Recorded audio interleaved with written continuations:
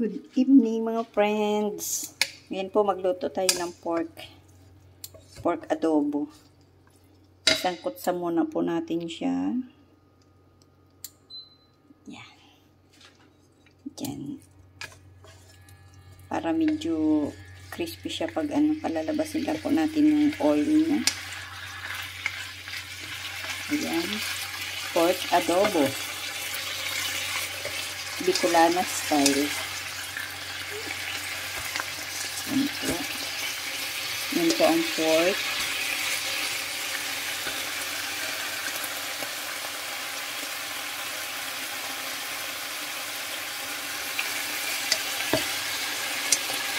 Pork adobo tayo.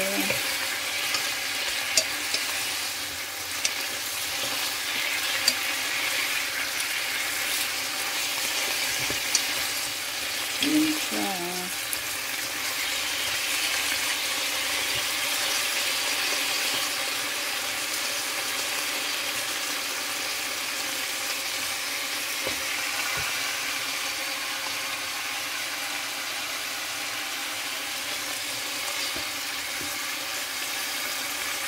Slicing po natin siya yung yung pork na yung pwedeng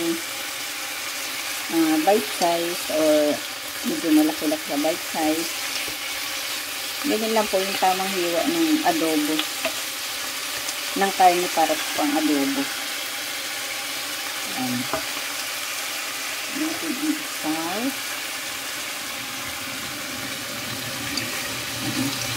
Kasi po may taba-taba siya. Masarap naman po sa adobo yung may taba. Kasi pag wala pong taba, pangit naman siya.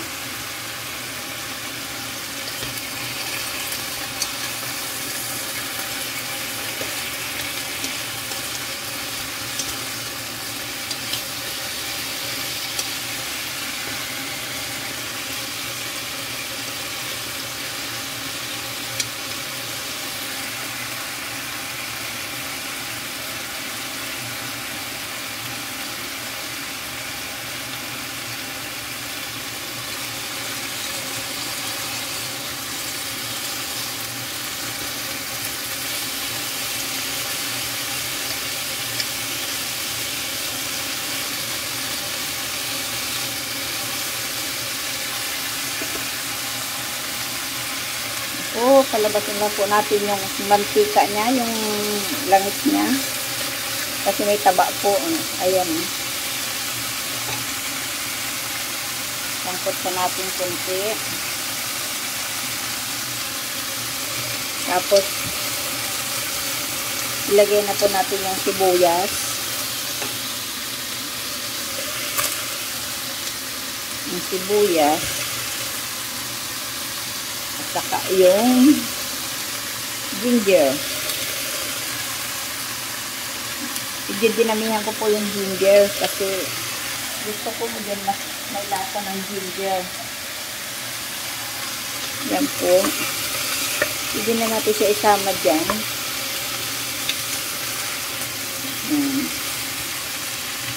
Para mawala yung lansa pag may ginger. Wala lang po akong bay leaf eh. Hindi po ako nakakuha ng bay leaf.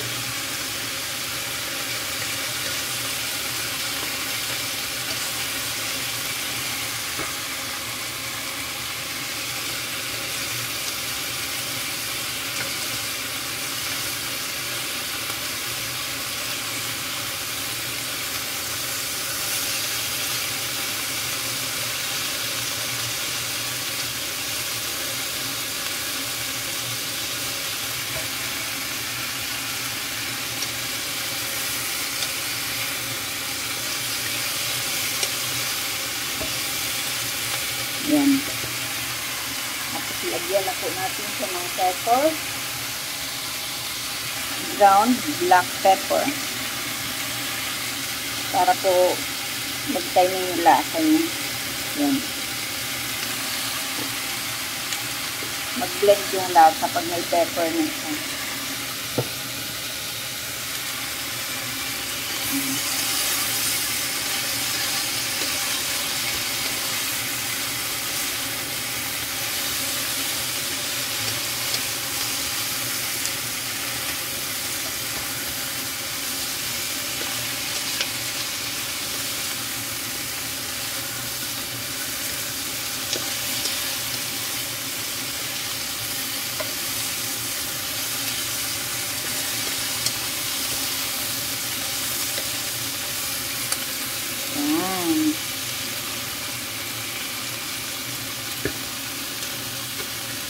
Tapos, lagyan na po natin siya ng toyo. Ito po yung ginamit kong toyo sa kanya, yung habal. Soya bean sauce. Lagyan na po natin siya ng toyo para lumasa.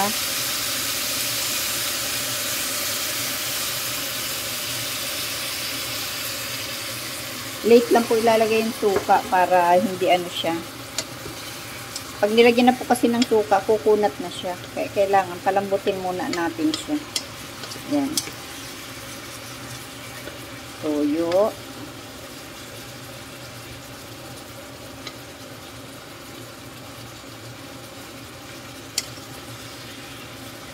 Pag niluto, kasi po isa pag nilagyan mo na siya ng toyo, late lang yung suka at saka yung tubig kasi sa ganitong paraan po nasisimmer yung yung toyo, dumidikit yung toyo sa laman hanggang sa ilalim ng karne, lalasa po siya. Soya sauce po yung gamit ko.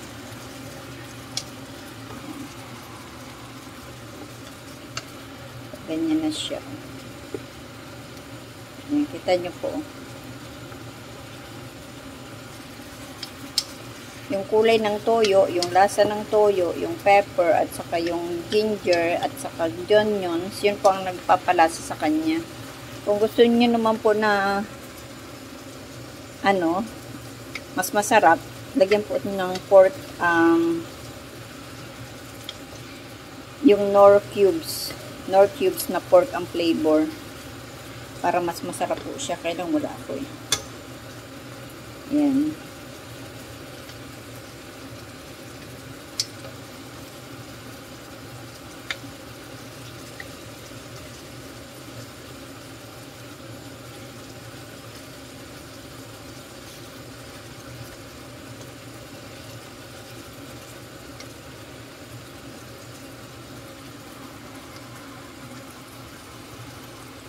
Hayaan lang po natin muna siyang kumulo sa toyo para masipsip niya yung toyo. Masipsip ng karne ang toyo. Yan. Tapos full po ang niya, ang init niya.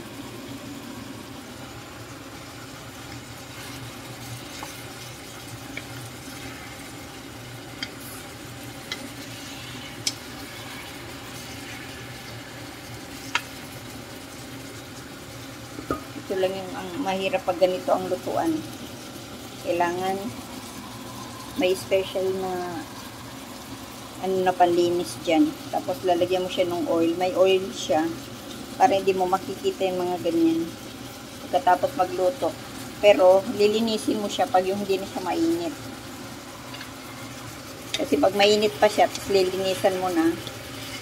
Pag lumamig na yung lutuan, makikita mo pa rin yan. Kaya kailangan may siya. Lalamigin mo muna. Lagyan po natin siya ng kunting toyo kasi pag nilagyan ng yan, tatabang na siya. Yan na. Ang ating adobo style Bicolana. Bicolana pork style. Pork adobo Bicolana style. Nakakita ako ng ng pata ng baboy doon, kaya lang yun, masarap yun humba. Pwede rin itong gawin sanang humba, kaya lang wala ko nakikitang bulaklak ng saging. Wala ko nakita doon. Buti sana kung sa probinsya, kukuha ka lang ng puso ng saging, meron ka ng bulaklak ng saging. Ayan. Ngayon naman po, lagyan natin siya ng tubig. Yan po ang ating adobo. Patuloyin lang po natin siya dyan.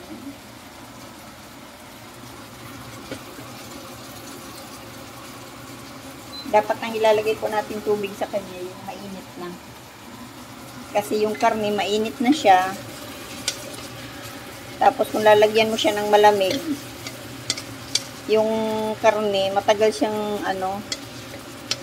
siyang lalambot kasi lalagyan mo siya, magiging panibago yung process ng pagkakaluto niya kasi yung tubig niya malamig. Kaya dapat ang ilalagay natin yung mainit na tubig na. Ayan po. O diba?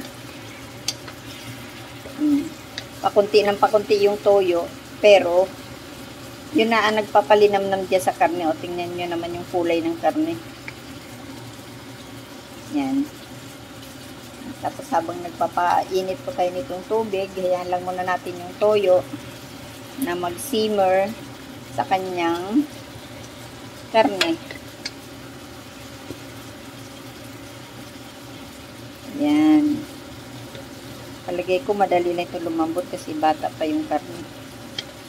Bata pa yung pork. Yan, madali na siyang matuyo. Tapos, pag na po siya, pag napalambot na, tapos may sabaw na siya ng tubig, lalagyan mo siya ng konting toyo para mag-blend. Tapos, lagyan mo po siya ng konting asukal para yung lasa niya is mag-blend dun sa ng karne, ng toyo, yung lahat ng ingredients niya.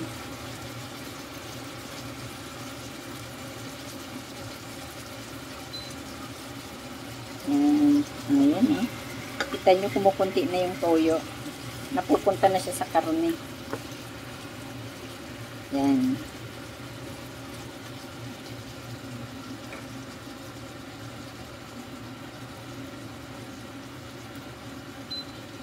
Lagyan na po natin yung tubig. Yan. Tapos ngayon, yan na po siya. Lalagyan po natin siya ng vinegar pag yun pong malambot na. Tapos, kung gusto nyo dagdagan, lagyan nyo ng patatas para mas masarap siya. Dagdag ingredients yun. Yung ganyan na po siya.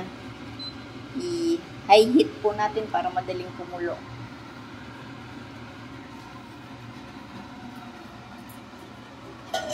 Tapos, takpan na natin siya. Ayan. Tapos, pag yung kulong-kulo na po siya, doon natin pahihinain yung siya, ilo-low fire po natin siya para madali siyang lumambot. Yung alalay lang yung apoy niya. Kasi mas mabilis pong lumambot kapag yung kulong-kulo, tapos ilalagay mo siya sa low fire. Kasi pag yung laging nasa mainit siya, ang tagal po lumambot.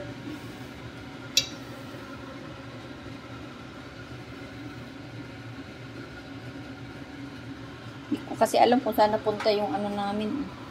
May pampalambot kami ng karne. O kaya, kung gusto nyo malambot yung karne, madaling lumambot, babad muna nyo siya sa ingredients na may kasamang baking soda. Yung baking soda po, madali siya nakakapag-tender ng meat. Tapos, pag niluto mo siya, madali lang. Ayan, kita nyo po, Yan, kulong-kulo na siya. Lagay na natin siya sa low heat. Ay, konting oras po.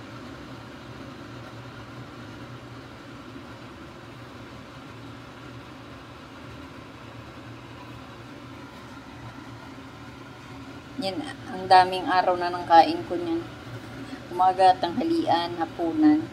Kasi kung lulutuin ko naman po kasi yung karne ng lang, yung kunti-kunti, makikuryente at saka ang tagal magpalambot. Pero kung yung lahatan na, tapos i-rep ko lang siya, o kung hindi kasi toyo naman yung niya, dyan lang siya sa lutuan.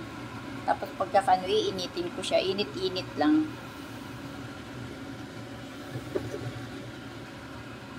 Hindi na may masisira pag o kaya ilalagay sa rep.